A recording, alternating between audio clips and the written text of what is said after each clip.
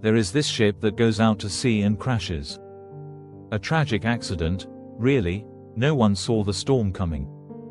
The ship was battered mercilessly by the waves and eventually broke apart. Miraculously, 6 people survive, 1 woman and 5 men. They managed to scramble onto a safety raft and float for days before finally washing up on a deserted island. The island is remote, cut off from the rest of the world.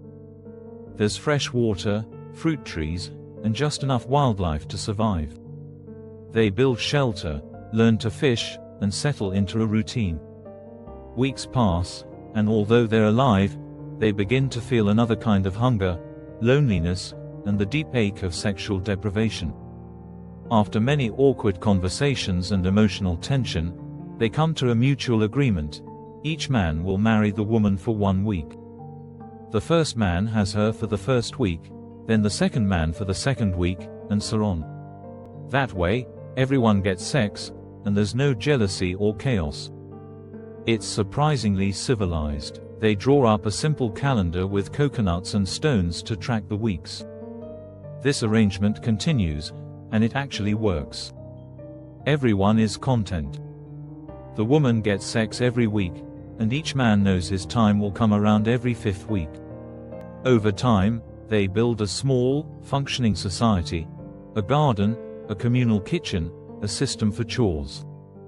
The emotional bond between them grows stronger, and what began as survival becomes a kind of strange paradise. Years pass, 5 of them, to be exact. Their little system becomes routine.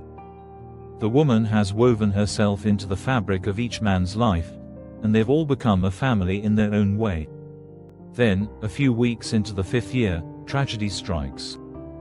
The woman becomes ill. Despite their best efforts to care for her with herbs and rest, she passes away peacefully one morning, surrounded by the 5 devastated men. The first week after her death is pretty bad. They can barely speak to one another. The second week is still pretty bad. The third week, it's getting worse. They avoid eye contact, their conversations trail off. The 4th week, things are just bad, really bad. Silence haunts the camp, and their routines begin to crumble. The 5th week is just awful. So, in the 6th week, they bury her. Thank you so much for watching. If I brought a smile to your face today, I'd love for you to consider subscribing to the channel. Your support means a lot, and it helps me bring more fun and smiles your way. Don't forget to hit the bell so you never miss an update. See you next time.